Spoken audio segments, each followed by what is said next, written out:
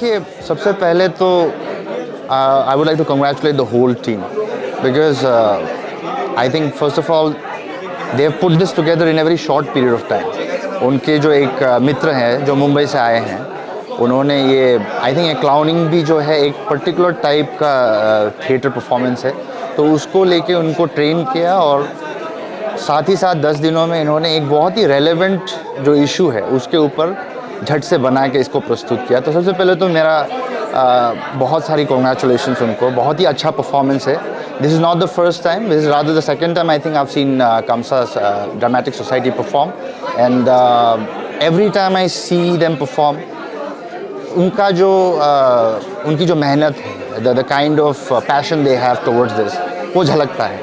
Because the thing is unlike say films, theatre में आपको theatre performance, इस तरह की परफॉर्मेंस में आपको बस एक ही टेक मिलता है, so you have to give everything that you have in that one take. So I definitely enjoy the performance a lot and also the considering the fact कि एक बहुत ही रेलेवेंट टॉपिक है जो कि अभी हमारे सोसाइटी में, स्पेशली अरुणाचल ईटानगर में, जो बहुत ही चर्चा में है कि ये स्ट्रे डॉग्स, रेबीज़, इसको लेके। तो I think it's a very good effort on their part to highlight a very relevant issue and also to show what has happened as a reaction to the whole thing in a very I wouldn't necessarily say funny but in a lighter vein।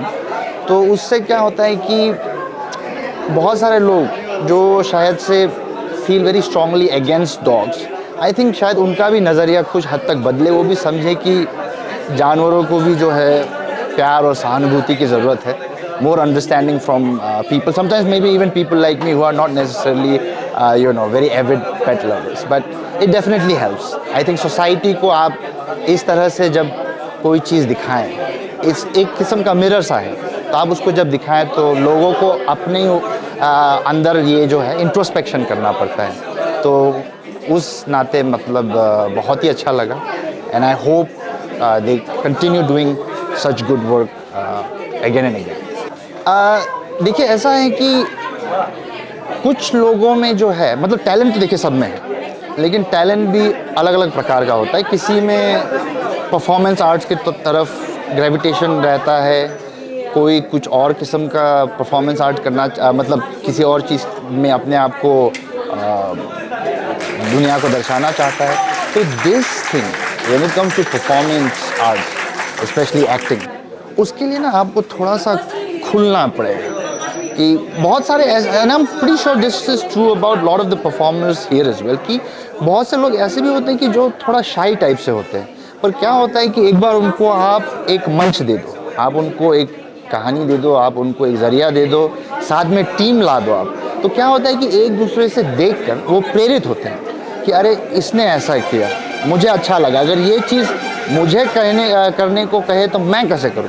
तो I think that's a very good way of opening yourself up to performance art, specially acting, and I think it's something which is kind of like a team building activity also.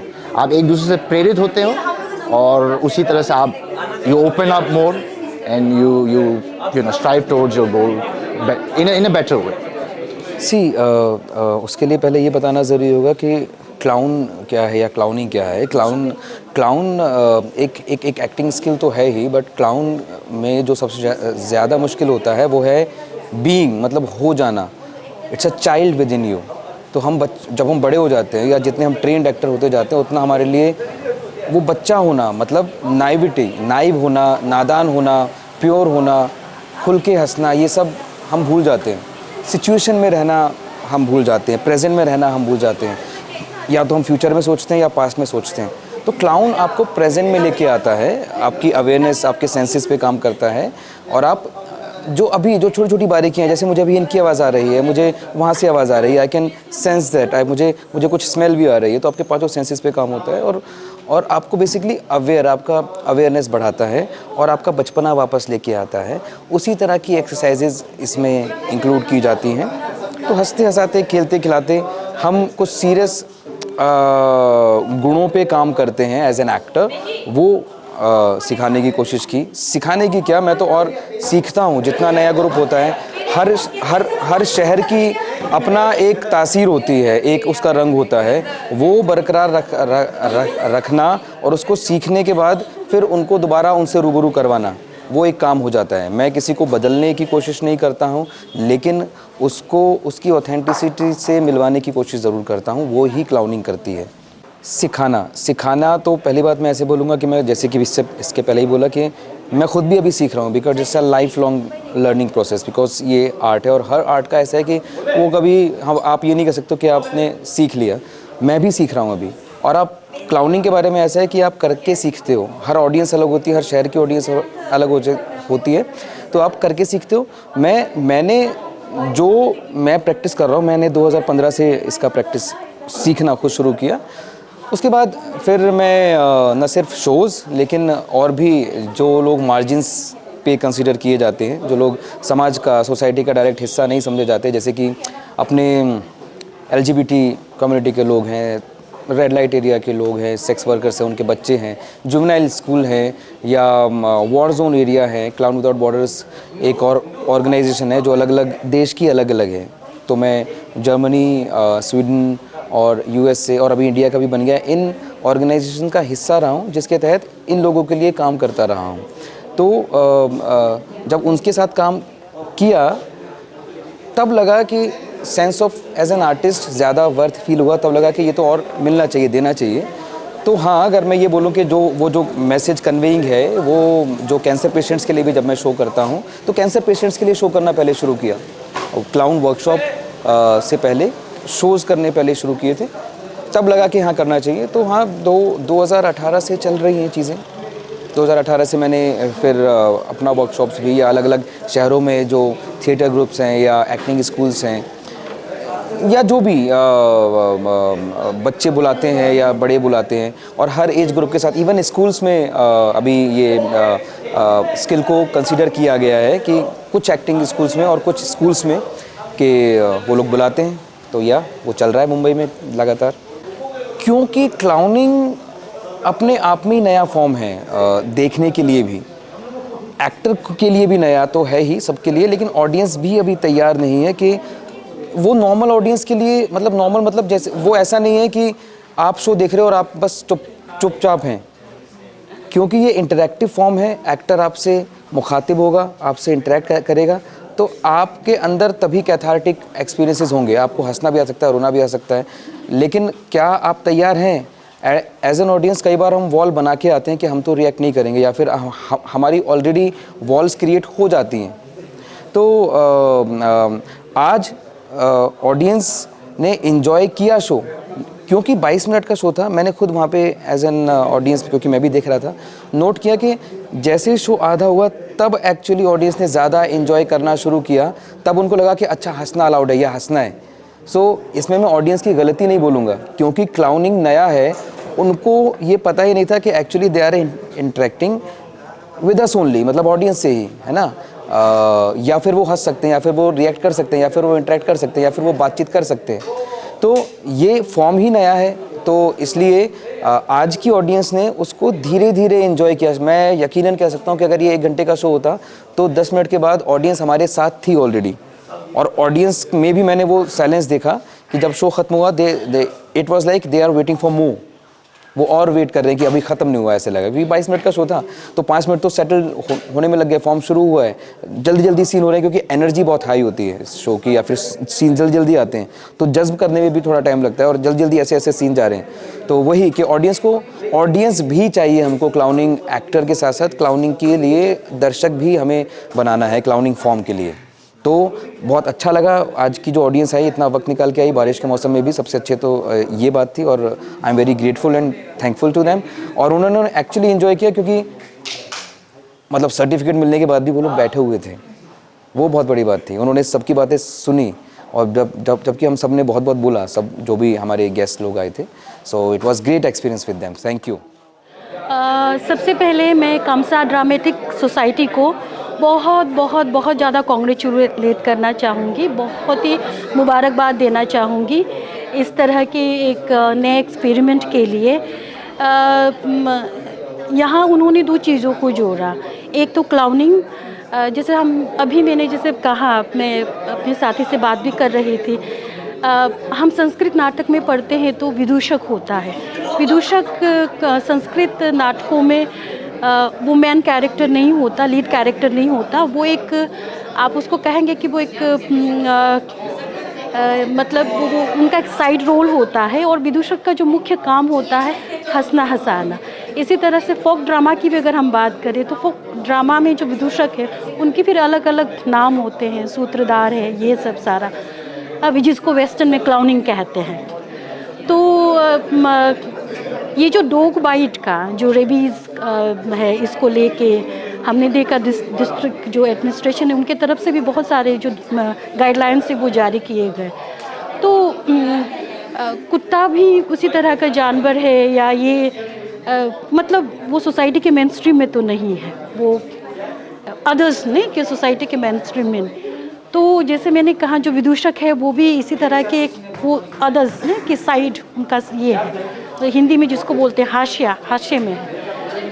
तो मैंने इसीलिए कामसा dramatic society के जो इनके जो ये हैं जो इनके फाउंडर है पालिन काबक जी को मैं उनको कॉन्ग्रेचुलेट करती हूँ। यही बात बता रही थी कि ये जो डॉग बाइट का जो प्रॉब्लम है उसको अगर आप टिपिकल ड्रामा फॉर्म में दिखाते, टिपिकल प्योरली एक उसको ना ड्रामा, लास्ट टाइम जैसे APCS जो पियास्को हुआ उसको, उस पर भी उन्होंने बहुत ही सुंदर उन्होंने ड्रामा, काफ़ी सुंदर ड्रामा उन्होंने इस पर प्रोडक्शन किया था। तो उस तरह का एकदम प्योर एक वो ड्रामेटिक फॉर्म में उसको एक ड्रामा बना के इसको दिखाते, तो मुझे लगता है कि आज यहाँ जितने हम ऑडियंस बैठे हुए थे वो हम कनेक्ट नहीं कर पाते कि सीरियस नहीं, कि कुत्तों के सीरियस कैरेक्टर्स वो सब नहीं कनेक्ट कर पाते। लेकिन आपने क्लाउनिंग के जरिए आपने डॉग बाइट की समस्या को उठाया। फिर वो जो डॉग यानी कि जो अदर्स होता है, फिर उनकी क्या साइकोलॉजी होती है, उसका मनोविज्ञान कैसा होता है, वो क्यों बाइट कर रहे हैं, इसके पीछे का उसका क्या पर्सपेक्टिव है, तो उसको आपने जिस तरह से हंसते हंसाते हुए यानी कि कामसा ड्रामेटिक सोसाइटी ने ये दिखाया, ये बड़ा इफ़ेक्टिव रहा। अब मैं फिर से दोबारा कह रही हूँ कि इसको एक टिपिकल ड्रामा रूप में दिखाते तो वो उस तरह का वो उतना नहीं इफ़ेक्टिव हो पाता जितना क्लाउनिंग के साथ उन्होंने ये जो मिक्स करके इनको दिखाया। इससे ज़्यादा ये, जैसे मैंने कहा, हंसते हंसाते हुए हमें एक बहुत ही तिल मिलाने वाली, हमें एक बहुत ही चोट पहुंचाने वाला हमें संदेश दिया कि हाँ, इस समस्या का ये भी पर्सपेक्टिव हो सकता है, हमें इस दृष्टिकोण से भी देखना चाहिए। तो इस तरह का एक्सपेरिमेंट या प्रयोग के लिए कामसा ड्रामेटिक सोसाइटी के जितने भी आर्टिस्ट हैं, जितने भी इनके टीम की जो भी सदस्य हैं, जो भी मेंबर्स हैं, उनको मैं बहुत, और जो मुंबई से जो टीचर्स आए सिखाने के लिए, उनको भी मैं बहुत ज़्यादा कॉन्ग्रेचुलेट करती हूँ। और मैं उम्मीद करती हूँ कि कामसा ड्रामेटिक सोसाइटी आगे इसी तरह से जो आर्टिस्टिक या जो भी थियोरेटिकल जो आर्ट्स उसको इसी तरह से एक्सप्लोर करते हुए उसको सोशल इश्यूज़ के साथ जोड़ते रहेंगे। Thank you. Thank you, Kamsa Drama Society, for inviting me as a veterinary doctor. I was so overwhelmed कि आप लोग जिस तरह से रेबिट डॉग को सोसाइटी में, मतलब लोकल डॉग को कैसे सोसाइटी में आदमी लोग एक्सेप्ट नहीं करते हैं, और पेट पेरेंट्स का भी डिफरेंसेस को बताया है, और प्लस रेबिस डॉग क्या है ना, रेबिट एनिमल क्या है, रेबिस वायरस क्या है, रेबिट एनिमल क्या है, ऐसे आप लोग बहुत अच्छा से डिपिक्ट किया है थ्रू ड्रामा। अभी जो फिलहाल आप लोग का जो स्टोरी यहाँ दिखाया गया था उसमें ऐसा था कि देखो, और रिसेंटली क्या हुआ है कि इंसिडेंट में बहुत सारा डॉग बाइट्स का केसेस आ रहा था, for which people were so scared. तो ऐसा करके अब अभी भी जाके अगर हॉस्पिटल में चेक करेगा, there are number of dog bites, बहुत ज़्यादा डॉग बाइट्स इंक्रीज़ है। तो ऐसा करके तो सोशल मीडिया में ये वीडियोस चला गया था जो एक्चुअली हमारे यहाँ नहीं था। तो ऐसा करके क्या हो गया कि बहुत सारा आदमी लोग सोचा है कि रेबिट हर डॉगी में आ गया है, हर डॉग में आ गया है, ऐसे टाइप का हो गया सबको, आपको स्लॉटर करने का, मास किलिंग का ऐसे प्लान वगैरह किया है।